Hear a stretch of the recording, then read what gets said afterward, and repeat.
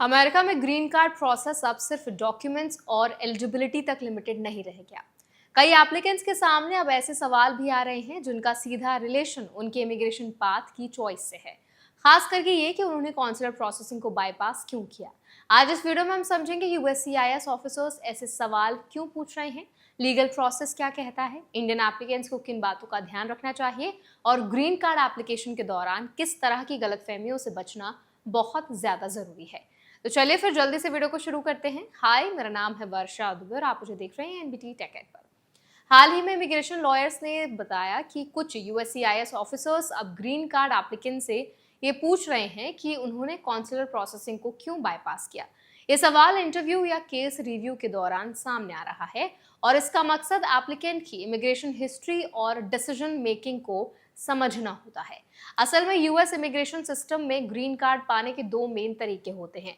एक होता है एडजस्टमेंट ऑफ स्टेटस, जो यूएस के अंदर रहकर किया जाता है, और दूसरा होता है कॉन्सुलर प्रोसेसिंग, जो एप्लीकेंट के होम कंट्री के यूएस कॉन्सुलेट के जरिए होता है।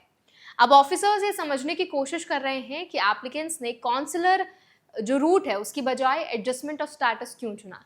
ये सवाल खास तौर पर इसीलिए इम्पोर्टेंट हो गया है क्योंकि हाल के समय में यूएससीआईएस ने कुछ गाइडेंस जारी की थी जिसमें कहा गया था कि कई टेम्पररी वीजा होल्डर्स को कॉन्सुलर प्रोसेसिंग रूट प्रेफर करना चाहिए।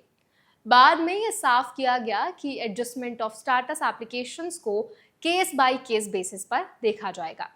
लेकिन इसी बदलाव के बाद एप्लीकेंट्स और ऑफिसर्स के बीच इंटरप्रिटेशन को लेकर कंफ्यूजन बढ़ा है।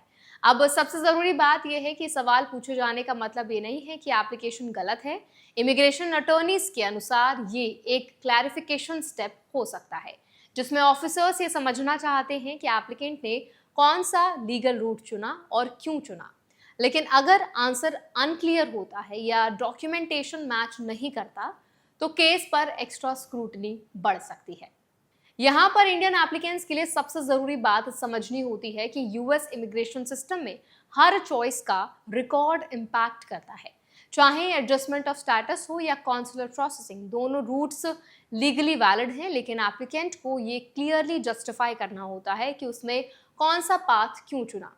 अगर इंफॉर्मेशन इनकंसिस्टेंट होती है तो फ्यूचर प्रोसेसिंग डिले या एडिशनल क्वेश्चंस आ सकते हैं।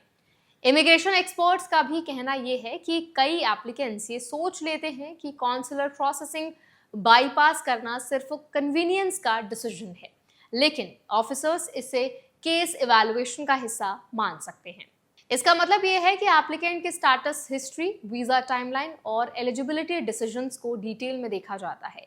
इंडियन एप्लीकेंट्स के लिए प्रैक्टिकल पॉइंट ये है कि ग्रीन कार्ड फाइलिंग के समय हर स्टेप का डॉक्यूमेंटेशन क्लियर और कंसिस्टेंट होना बहुत जरूरी है।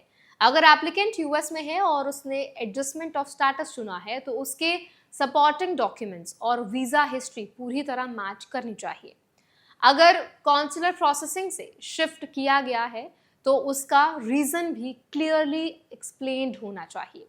यह भी ध्यान में रखना जरूरी है कि यूएस इमिग्रेशन सिस्टम में ऑफिसर्स को केस बाय केस बेसिस पर डिस्क्रिप्शन मिलता है।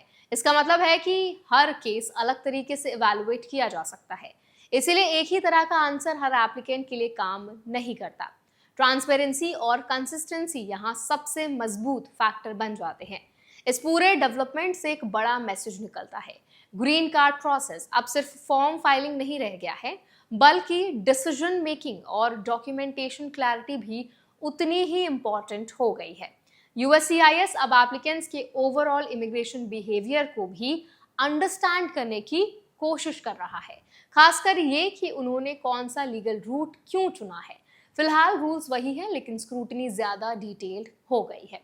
इंडियन एप्लीकेंट्स के लिए सबसे सेफ अप्रोच यही है कि किसी भी इमिग्रेशन डिसीजन को प्रॉपरली डॉक्यूमेंट किया जाए और हर स्टेप को क्लियरली जस्टिफाई किया जाए ताकि फ्यूचर में किसी भी इंटरव्यू या रिव्यू के दौरान कंफ्यूजन की सिचुएशन ना बने। तो आई होप ये वीडियो आपके लिए हेल्पफुल रहा होगा। अगर ये वीडियो आपको पसंद आया हो तो उसको लाइक करें, शेयर करें। ऐसे और वीडियोस के लिए, अपडेट्स के लिए हमारे चैनल एनबीटी टेक एड को भी जरूर सब्सक्राइब करें।